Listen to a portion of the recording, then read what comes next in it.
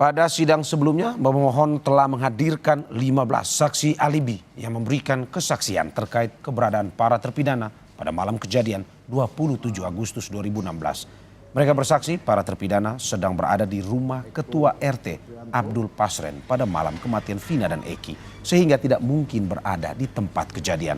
Tak hanya itu, saksi lainnya yakni mantan terpidana Saka Tatal juga mengakui adanya penyiksaan oleh oknum polisi.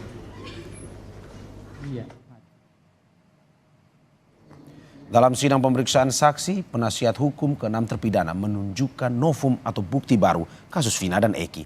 Penasihat hukum menunjukkan BAP Rivaldi sebagai tersangka kasus kepemilikan senjata tajam. Kuasa hukum menunjukkan adanya perbedaan tanda tangan Rivaldi di BAP. Dalam sidang, Rivaldi menyebut dirinya diintimidasi dan dipaksa untuk menandatangani BAP sebagai tersangka. Namun Rivaldi menolak dan diduga tanda tangan di BAP telah dipalsukan. Ini bukan kamu. Saya tidak tahu menahu tentang BAP itu. Kamu pernah di BAP nggak sama polisi? Ya pokoknya yang saya ingat tuh pas saya dipukulin tuh sih, udah kamu ngaku aja kamu yang bunuh, kamu yang nusuk, kamu yang merkosa, gitu loh.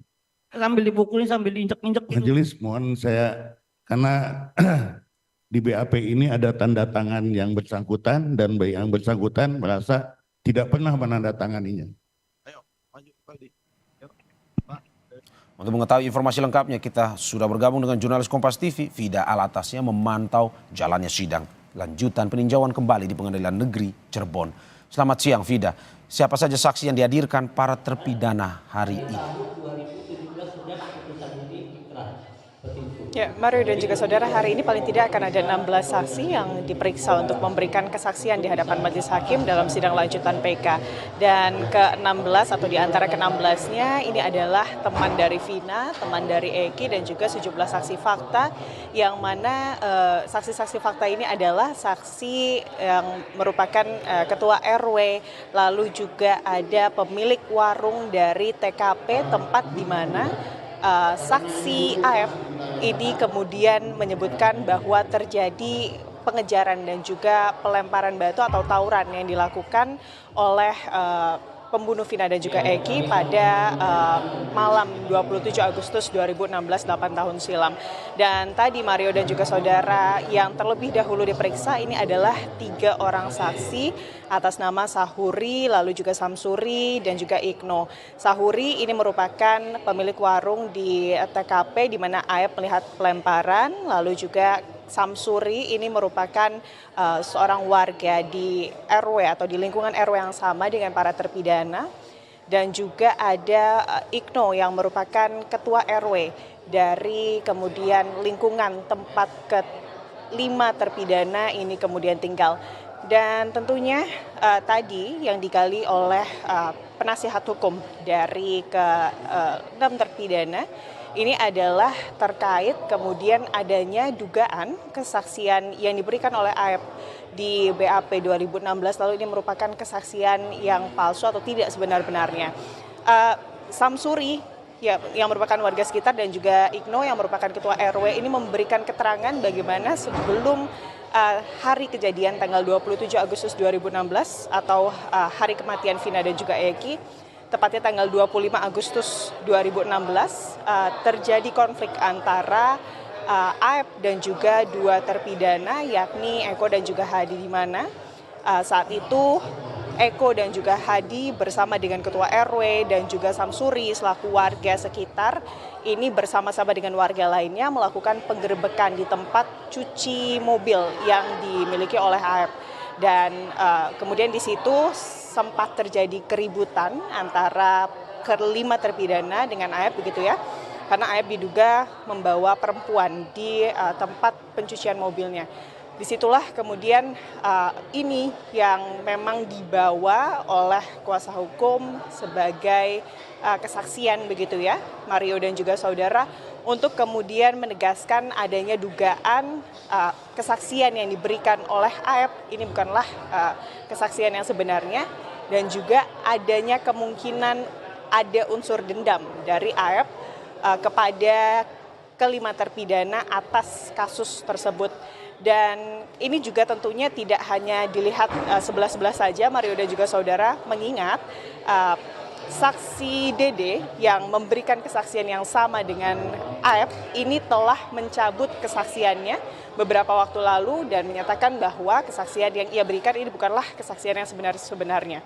Dan tentunya yang menarik juga, Mario dan juga saudara, ini adalah kesaksian dari Sahuri yang merupakan pemilik warung di mana tempatnya ini tepat di seberang cucian mobil milik Aep, di mana ini disebut-sebut dalam BAP atau keterangan BAP yang diberikan kepada Aep kepada pihak penyidik atau kepolisian adalah tempat di mana Aep ini melihat pada malam 27 Agustus bahwa ada kejar-kejaran yang terjadi. Dan juga bahkan ada tawuran, pelemparan dan juga penusukan di area tersebut. Sementara pemilik warung Sahuri menyebutkan bahwa pada tanggal 28 di pagi hari ia memeriksa warungnya pada pukul 6 pagi tidak ada bekas-bekas atau tanda-tanda adanya tawuran atau pelemparan, tidak ada batu ataupun kayu yang berserakan tepat di depan warung miliknya. Dan inilah tentunya memperkuat alibi dari penasihat hukum bahwa kesaksian yang kemudian diberikan oleh Aep dan juga Dede terkait kemudian terjadinya pelemparan dan juga tawuran, di mana dalam BAP disebutkan oleh penasihat hukum bahwa Aep dan juga Dede menyebutkan bahwa setelah atau pasca pelemparan lokasi kejadian tepatnya di depan tempat pencucian mobil ini ada begitu banyak batu dan juga kayu yang berserakan. Ini menarik, Mario dan juga saudara, setelah ini masih ada beberapa saksi lagi juga yang akan diperiksa, diantaranya adalah Dede yang 2016 lalu sama-sama memberikan kesaksian bersama dengan Aep, namun sudah kemudian menarik kesaksiannya tersebut. Dan juga tadi kami melihat ada Liga Akbar yang juga merupakan teman dari Eki yang belakangan ini sudah mengakui bahwa atau belakangan ini menyebutkan bahwa kemudian pada tahun 2016 lalu dirinya sempat diminta oleh Rudiana untuk juga memberikan kesaksian. Kita tentunya akan lanjutkan informasi-informasi menarik dari sidang PK kali ini setelah ini. Mario. Ya Vida, ini nama Ibtu Rudiana kembali disebut karena diduga melakukan tindak kekerasan pada terpidana saat diperiksa pada tahun 2016. Lantas apakah Rudiana juga akan dihadirkan di persidangan?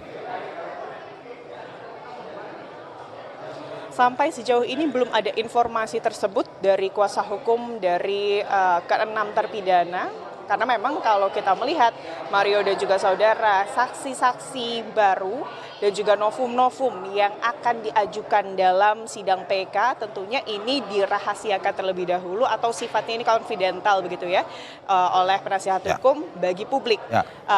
Tapi tentunya kalau kita melihat Mario, sepertinya atau kemungkinan besar tidak ada pemanggilan dari penasihat hukum kepada Ibtu Rudiana. Mario. Terima kasih Vida Latas atas laporannya dari Cirebon, Jawa Barat. Selamat bertugas kembali. Saudara.